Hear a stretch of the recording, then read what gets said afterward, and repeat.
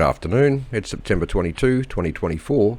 We're critiquing the news. The article on your screen is from the Sunday Mail. It's titled, Worn Out Officers Cop $72 million Overtime, and it discusses the struggle that Queensland police managers are having in keeping the shifts filled. Let's unpack that and see if we can find out who's responsible.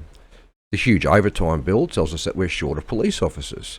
There's not enough officers to cover for sick leave and annual leave relief. Who sacked serving officers for refusing the injections that didn't prevent disease and didn't prevent death and didn't prevent hospitalisation and which caused more health problems than they prevented? That'd be the ALP. Who flatly refused to reinstate those officers when their contrived hysteria could no longer be maintained? That'd be the ALP.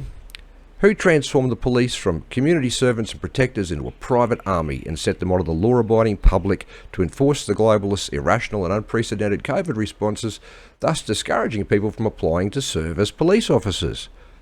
That'd be the ALP.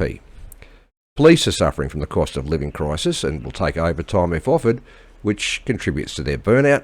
So who caused the cost of living crisis? That'd be the ALP. The cost of living crisis is one driver of the soaring crime rate, and that's causing police burnout. So who caused the cost of living crisis? That's the ALP. Another driver of the soaring crime rate is the laws that were relaxed, which effectively put a revolving door on courtrooms. Who relaxed those laws? That'd be the ALP. Walking the beat has never been as dangerous for police, which adds stress and contributes to burnout. Who emboldened the criminals? That'd be the ALP. There's allegedly a spike in domestic and family violence. Who created the cost of living and housing crises that have added so much pressure to domestic relationships? That'd be the ALP. The number of victims of crime in Queensland in 2023 increased by 13% compared to 2022, adding to the police's burden. Who caused that increase in victims of crime? That'd be the ALP.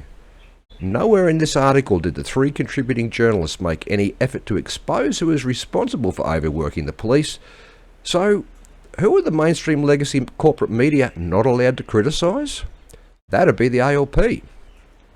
That tells us that the mainstream legacy corporate media and the ALP report to the same masters.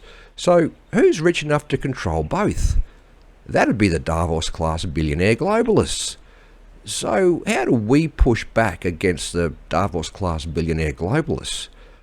That begins when we vote the ALP, LNP and Greens puppets that they control out of our parliaments.